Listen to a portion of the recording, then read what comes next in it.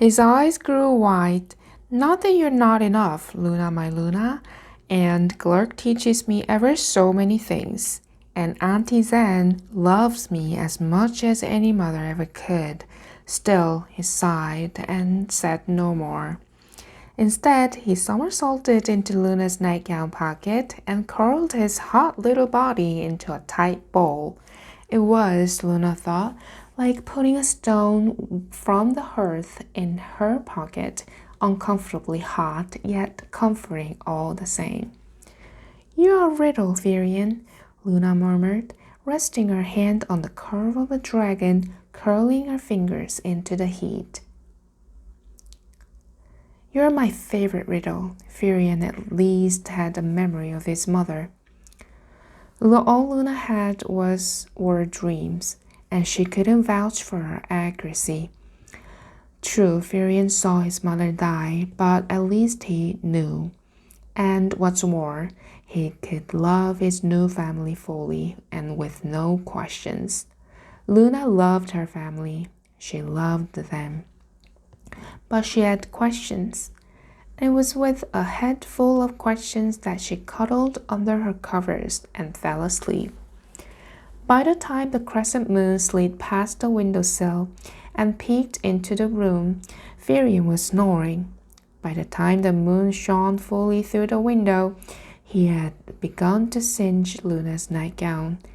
And by the time the curve of the moon touched the opposite window frame, Virion's breath made a bright red mark on the side of Luna's hip, leaving a blister there.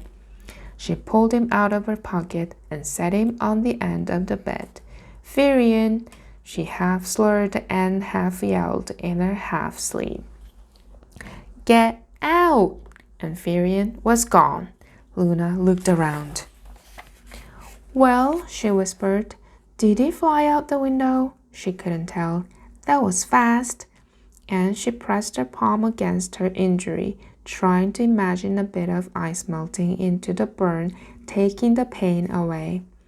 And after a little bit, the pain did go away and Luna was asleep. Virion did not wake up to Luna's shouting. He had that dream again. His mother was trying to tell him something, but she was very far away. And the air was very loud and very smoky, and he couldn't hear her. But he could see her if he squinted, standing with the other magicians from the castle as the walls crumbled around them. "Mama!" Virion called in his dream voice, but his words were garbled by the smoke. His mother allowed an impossibly old man to climb upon his shining back, and they flew into the volcano. The volcano, rageful and belligerent, bellowed and rumbled and spat, trying to hawk them free. "Mama!" Virion called again, sobbing himself awake. He was not curled up next to Luna, where he had fallen asleep, nor was he resting in his dragon sack and suspended over the swamp so he might whisper good night to Glurk over and over and over again. Indeed, Virion had no idea where he was. All he knew was that his body felt strange, like a puffed up lump of bread dough right before it is punched back down. Even his eyes felt puffy. "What is going on?" Virion asked out loud. "Where is Glurk? Glurk, Luna, Auntie Zan?" No one answered. He was alone in the wood. He must have sleep-flown there, he thought, though he had never sleep-flown before. For some reason, he was unable to fly now. He flapped his wings, but nothing happened. He beat them so hard that the trees on either side of him bent away and lost their leaves.